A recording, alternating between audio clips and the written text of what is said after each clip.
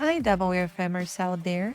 I'm your host, Irina, and this is WFM Unfiltered, a podcast by WFM, the place where we share the truth about workforce management. So get comfortable and listen closely.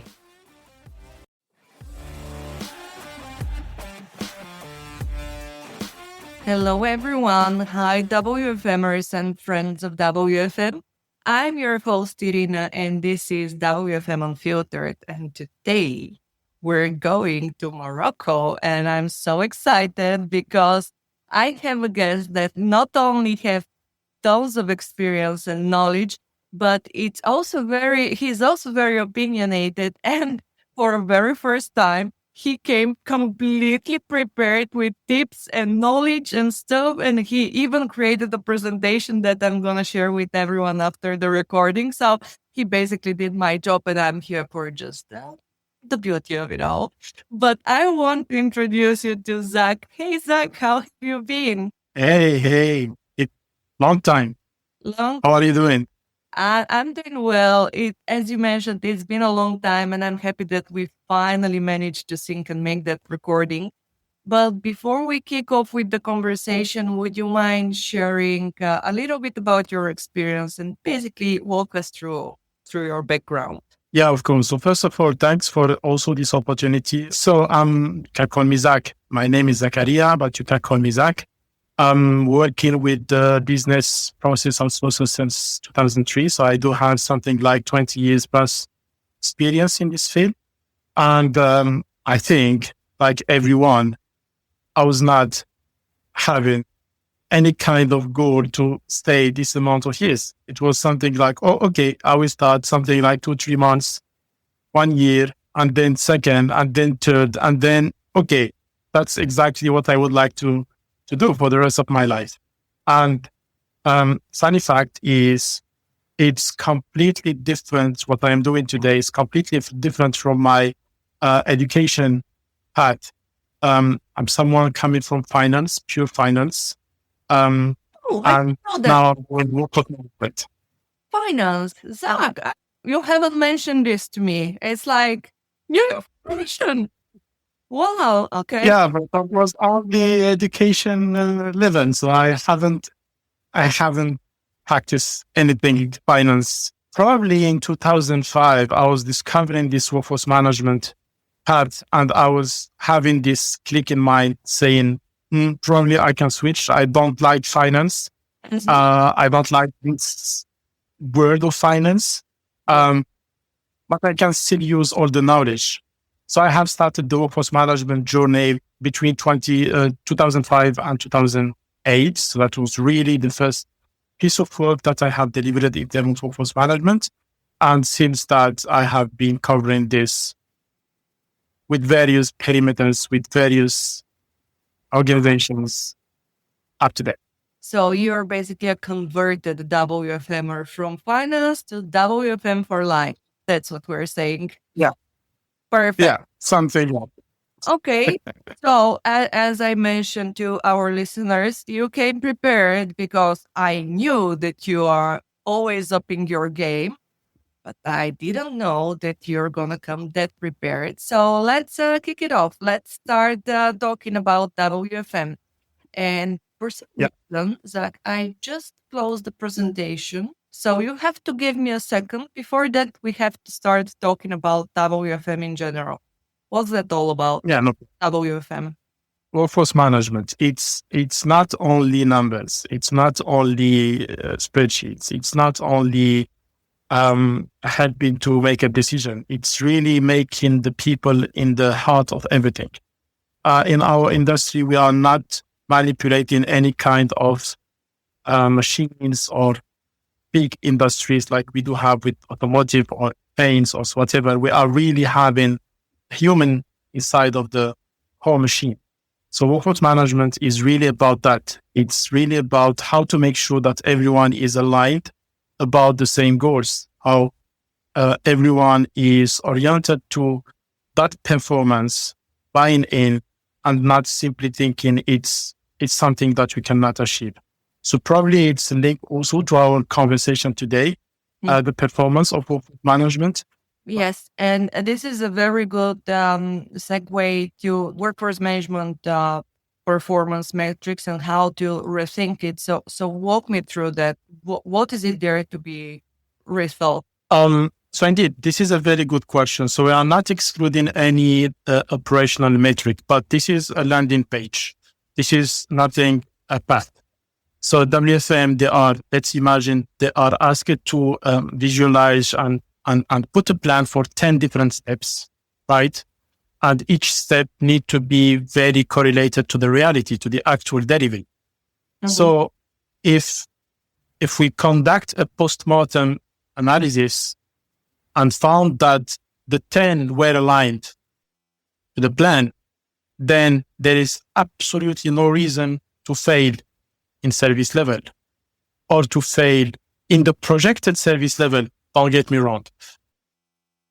But if the projected service level, for instance, is 90%, 20 seconds, and the 10 points, we found out that 5 of them were completely deviating from the reality, then there is no chance to meet the service level because we were planning something wrong. So this is a result of the process. So the process itself is take all the steps, imagine a good plan for every single step, and make sure that operations are delivering against this.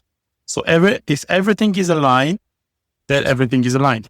Imagine, and this is most of the time my case when I'm visiting some European cities and taking the metro to somewhere I don't know. So I only know that this metro is going to that direction, right? But there is some kind of stations. And from time to time, I just try to correlate if the name of the next station that I do have on the door is exactly what I can see out from the window. So if it's aligned, then I'm happy because I am on the right direction.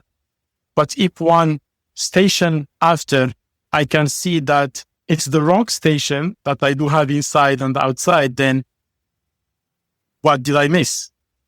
I'm not on the right method. So that's kind of evaluation that I prefer to deliver when it comes to workforce management. And here is a tricky point. And for that, we can illustrate with one example. Imagine that your contract with your client is saying 90%, 20 seconds, 500 EHT, and occupancy is something like 75%. So that's the pricing model. Let's call it like this. And then you deliver something. Operation are delivering something different. So probably they are delivering 900 EHT, not reaching the service level. Occupancy is very, very different from the 75. So the question will be, you as WFM specialist, what will be your decision? So the most important is the RACI. Whatever we decide, who will own what, is the good map to read the responsibility, the roles and responsibilities.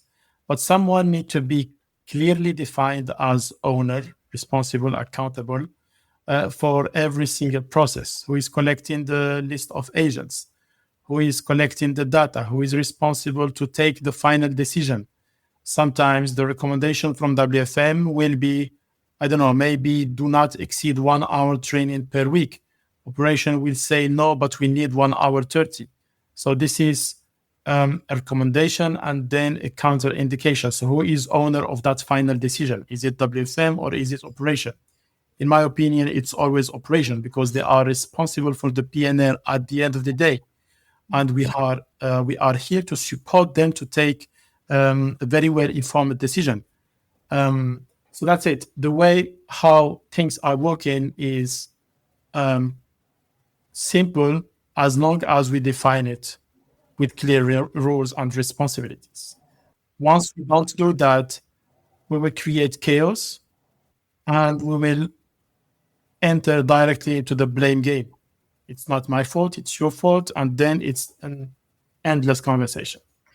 Fully agree with you on this one. And if I bridge it back to when I first started working as a planner, I I have told my story many times to that point, but I hated it because I was always taught, okay, we need to do the planning, we need to do the real-time monitoring, but then also the team leads were told, okay, but you need to following the service level during the day. So in the end of the day, everyone was taking actions for the same thing from different perspective.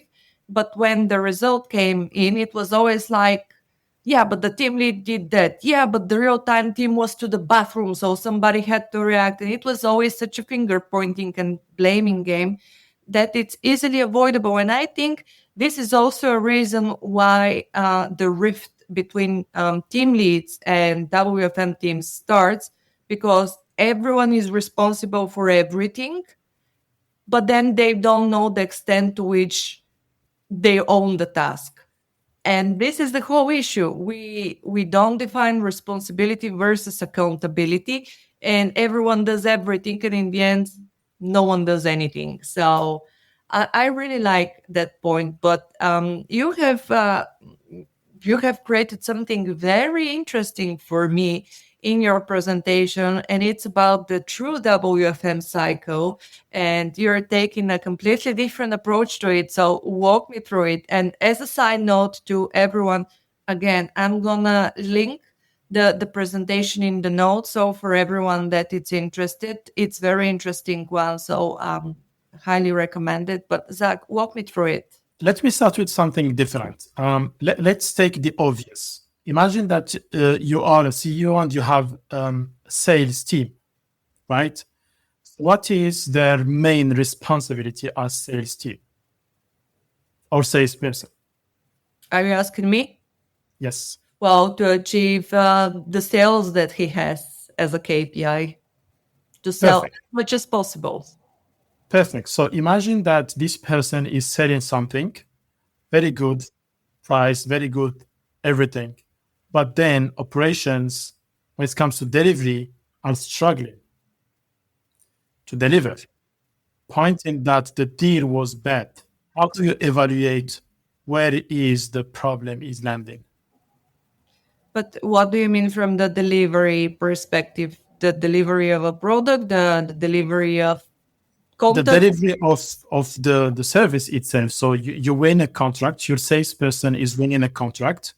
You will manage calls for, I don't know, healthcare service, right?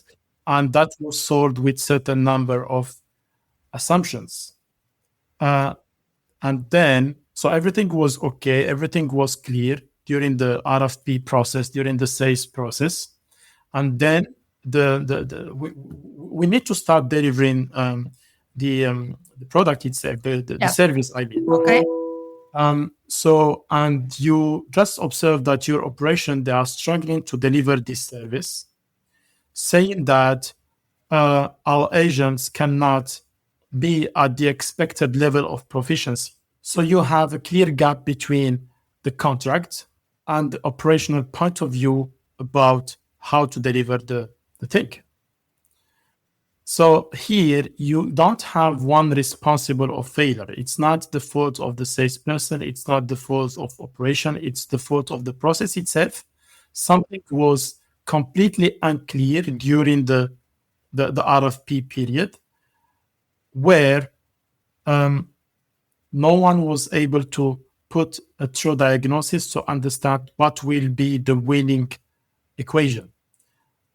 A clear example is most of the clients today, they will ask if one agent can deliver voice, chat, back office, 5 different languages using chatbot, and tons of other things at the same time.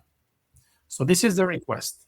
So if you have a salesperson who is not challenging this, who is not picking up the phone and asking the operation, is it something that you can truly deliver or not?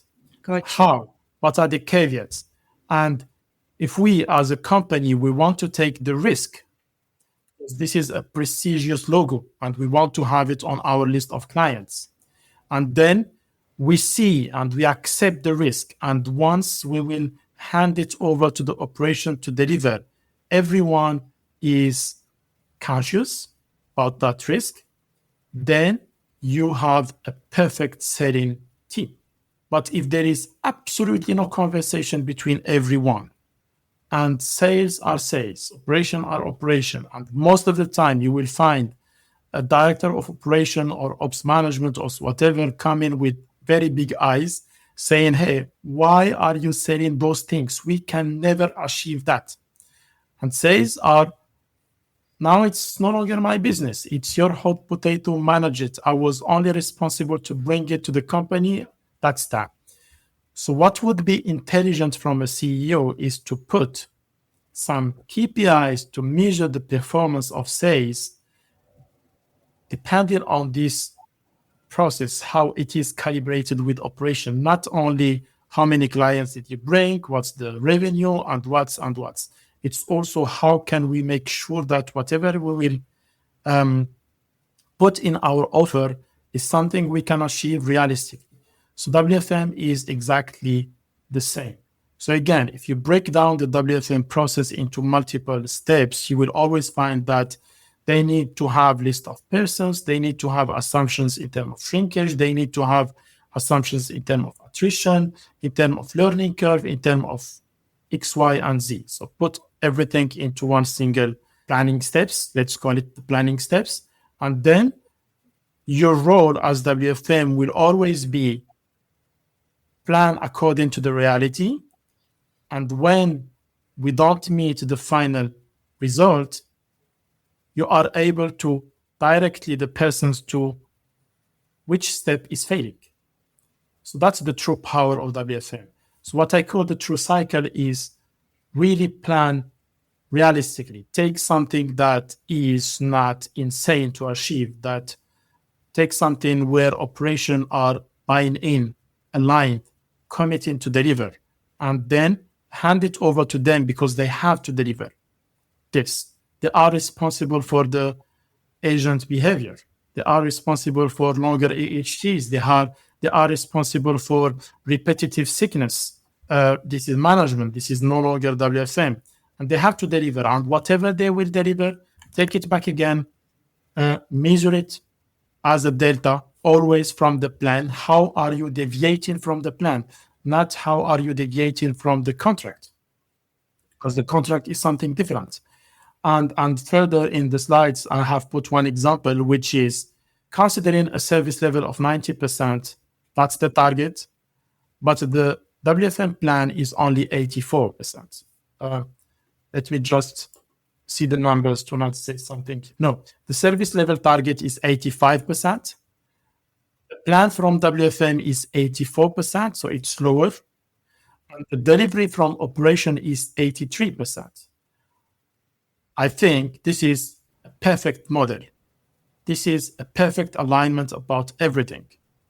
This is us, them, taking very righteous, but in other scenarios where you will find the same service level target 85% and the projected service level from WFM is 87%, which is even higher. So everyone is happy about the plan, but the delivery at the end of the day, the actual delivery is 50%. There is something wrong in the process. We don't know how to plan. I always challenge my guys saying that if your plan is very far from the actual data delivered by operation, it means that you don't know how to plan. As simple as it is. But can I challenge you on this one? So take, for example, because I agree with you, and I always like to use the bandwidth, because having a perfect forecast 100% is like utopia, right? Doesn't exist. Perfect schedule. So we need to have a bandwidth. But just imagine something happens, a flu pandemic, and nobody comes to work. And like service level is in the drain, like nobody showed up at work. It's something that, in my opinion, also from performance, a scenario should be excluded when you're measuring your people, because there was no way that we can predict COVID, like that everything is gonna close, for example. And you are perfectly right. But here we do have to think about another methodology, which is the BCP, business continuity plans. And this is completely different from the core perspective. What we are talking about here is trends. If your delivery is 50% because of very single issue is popping up, like whatever you are describing, then it's okay. This is something that we have to isolate from the historical data and do not consider it as critical to WFM or to operation. This is force majeure.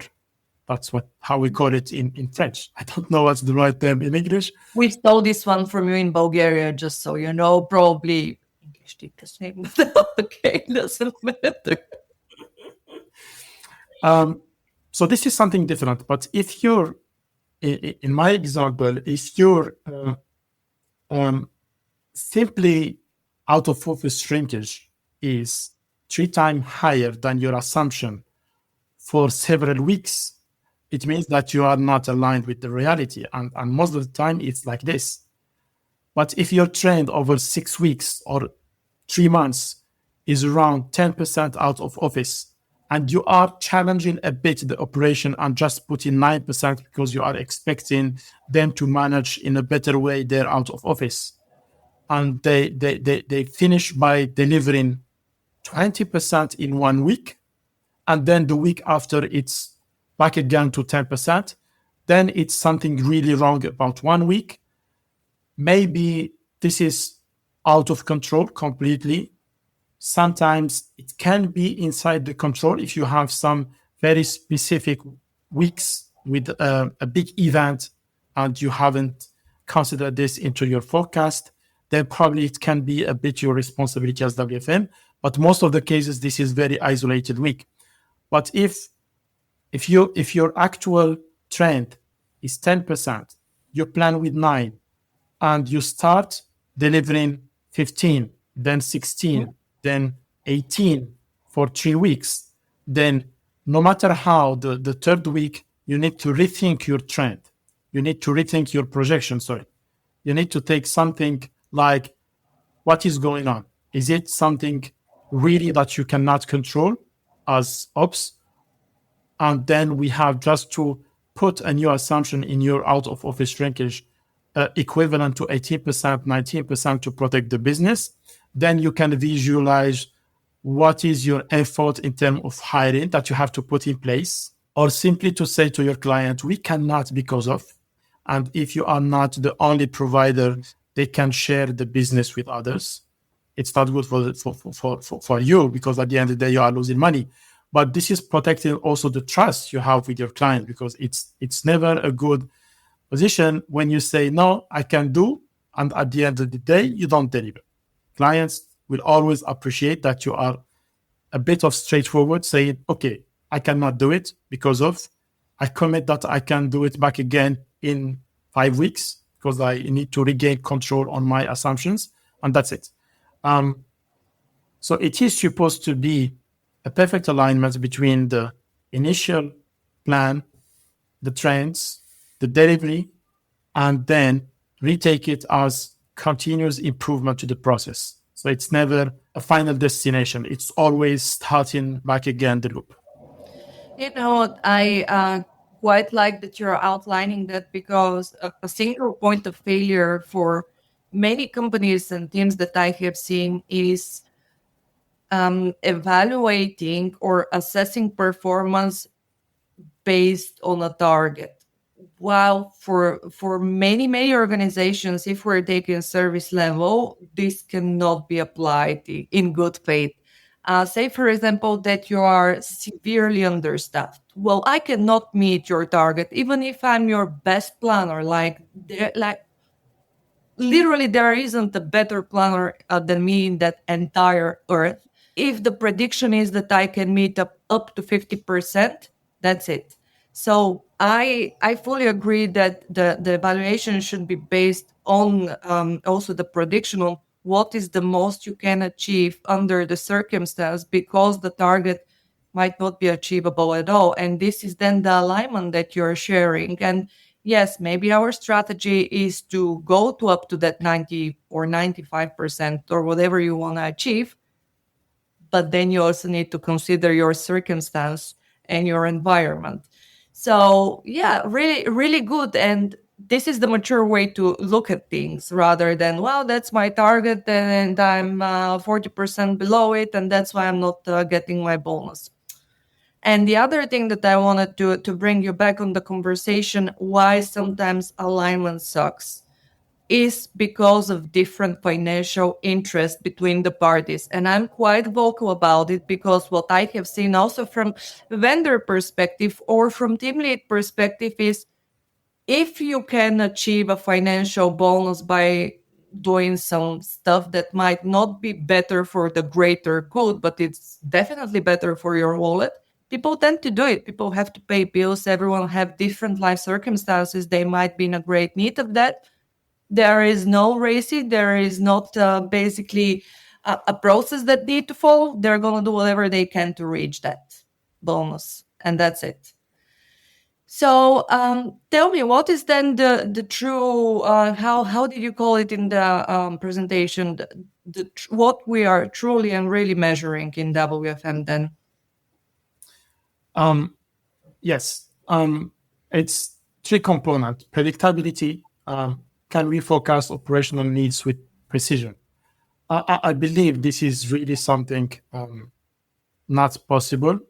But what is possible is to measure if we have done our effort, if we have considered every single piece of work, if we have challenged many algorithms, and we have even created something new, if not covered by the the time series. I always say that forecast, specifically forecast, is always wrong, but what can be always right is our methodology of work. And if how do we consider the historical trend data versus the future events, versus the future impact, the ones that we would like to create. So if there is no equilibrium between both of them, then definitely we are losing something. The final number is different and will always looks different. And same goes for everything else.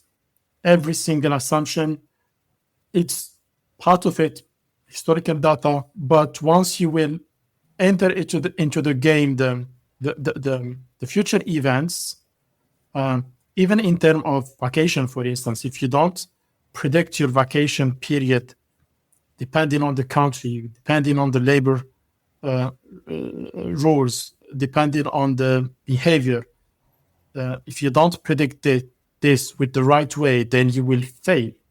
You will simply transform your vacation and to unplanned absence. And this is something to avoid. So it's not again about the final number. It's about how do you manage that forecast? How do you learn from mistakes? How accurate you can go while looking at the mirror, and you simply find that for 5 months you are out of accuracy with 20% deviation. How can you move from that 20% to 10, closing the gap? So this is how smart the people will be. The second thing is credibility. If there is no trust, there is no need for WFM. I always call the WFM team as neutral as Switzerland. They don't take decision.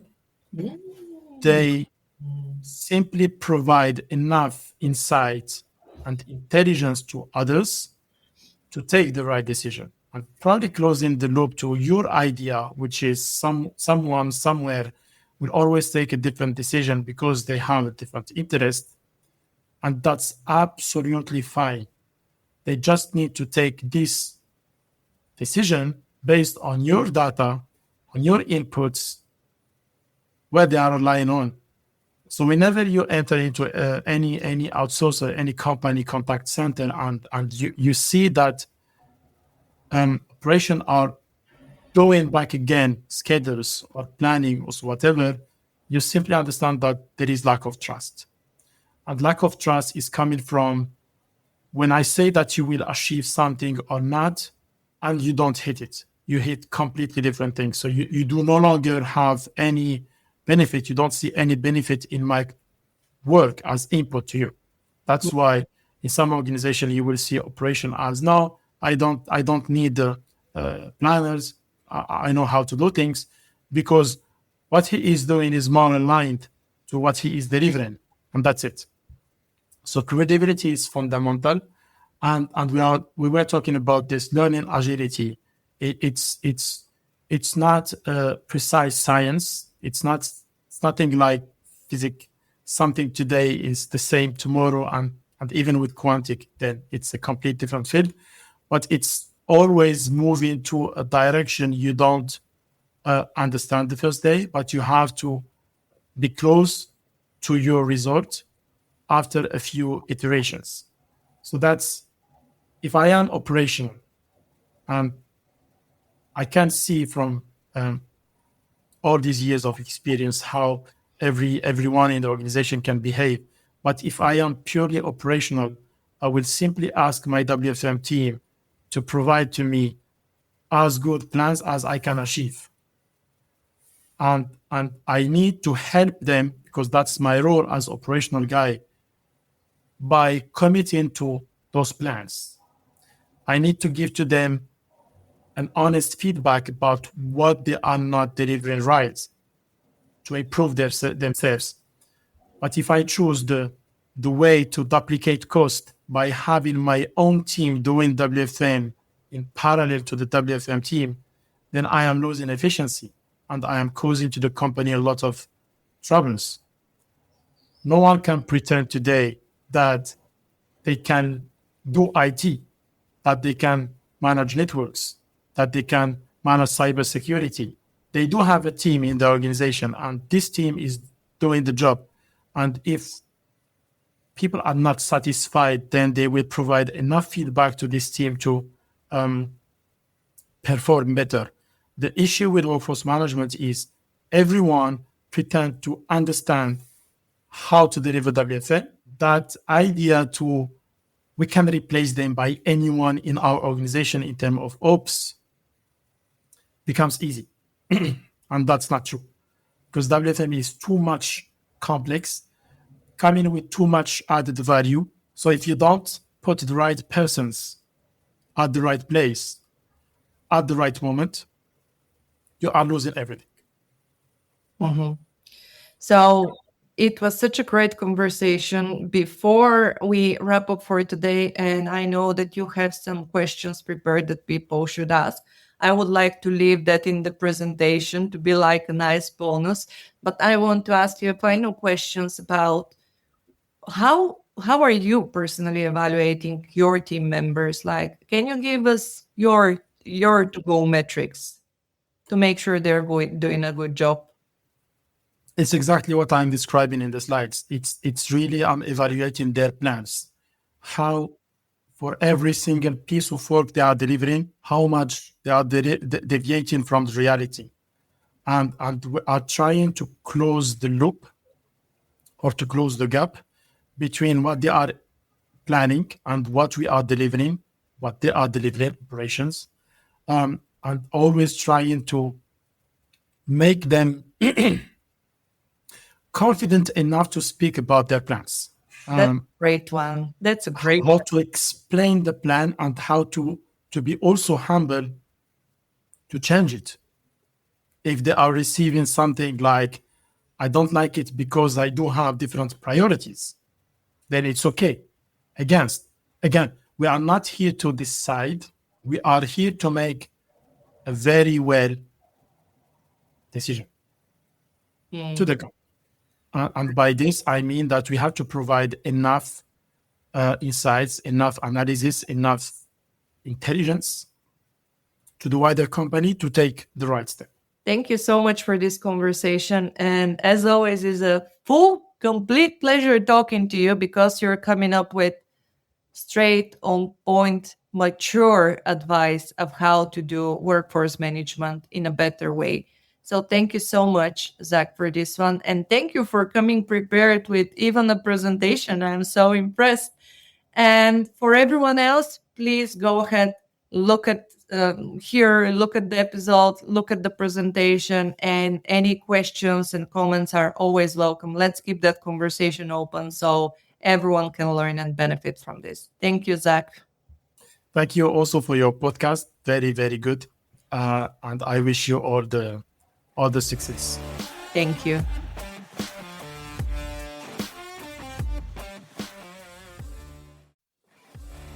Thanks for joining us today. I'm your host, Irina Mateva, founder of Right WFM, where we believe that every business and its people are unique and deserve the right solution to their challenges. If you need support with workforce management, we're just a message away. Get in touch at irina@rightwfm.com or info@rightwfm.com. If you like the content and would like to support the show, please subscribe to WFM Unfiltered on your favorite podcast platform, leave a review, and follow me on LinkedIn. You can also show some love to our great sponsors. For more information about them, check out the episode notes.